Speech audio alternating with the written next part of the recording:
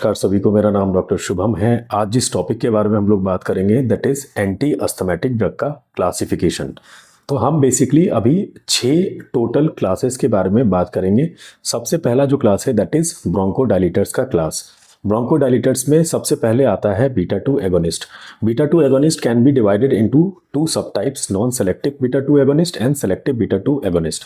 Non selective में 3 drugs याद रखनी है, एड्रेनालिन याद रखना है, एफेड्रिन याद रखना है और आइसोप्रेनालिन याद रखना है।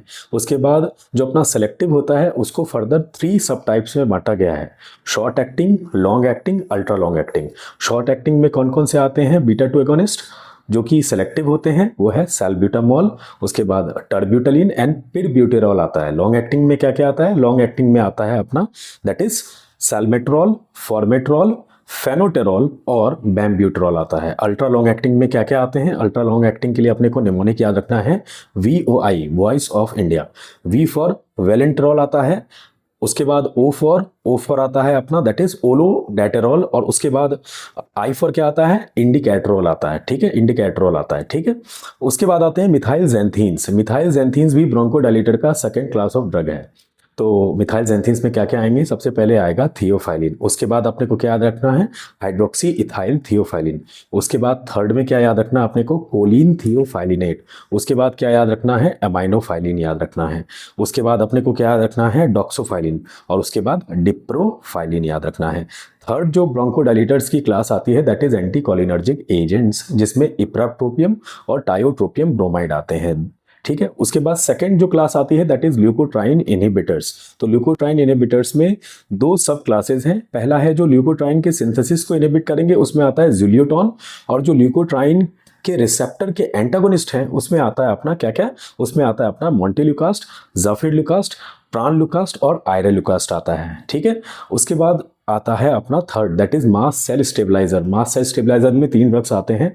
एक आता है अपना, सबसे पहला आता है सोडियम क्रोमोग्लाइकेट, उसके बाद क्या आता है अपना? नेडोक्रोमिल आता है, और थर्ड क्या आता है? That is ketotifen. ठीक है, फिर चौथा आता है कॉर्टिकोस्टीरॉइड्स। कॉर्टिकोस्टीरॉइड्स बेसिकली 2 टाइप के होते हैं, सिस्टमिक और इनहेलेशनल। सिस्टमिक में क्या क्या आते हैं? हाइड्रोकॉर्टिसोन, डेक्सामिथासोन, उसके बाद थर्ड आता है अपना दैट इज प्रेडनिसोन और प्रेडनिसोलोन, और चौथा आता है मिथाइल प्रेडनिसोलोन।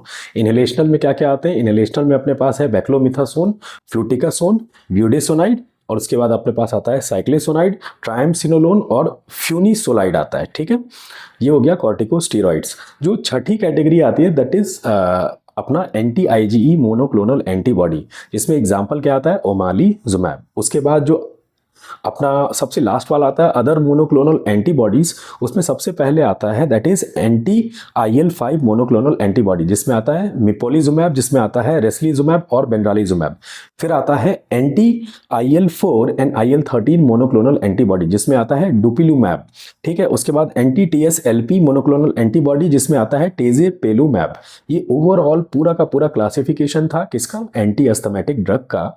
और इसमें से कई ड्रग्स अभी यूज हो रहे हैं, कई ड्रग्स अभी यूज नहीं हो रहे हैं ड्यू टू सम टॉक्सिसिटी होने की वजह से कुछ ड्रग्स को डिस्कार्ड कर दिया गया। तो ये ओवरऑल बेसिकली क्लासिफिकेशन था। आई होप सबको अच्छा लगा होगा, सबके लिए हेल्पफुल होगा। Please share, subscribe and like. Thank you, thanks a lot.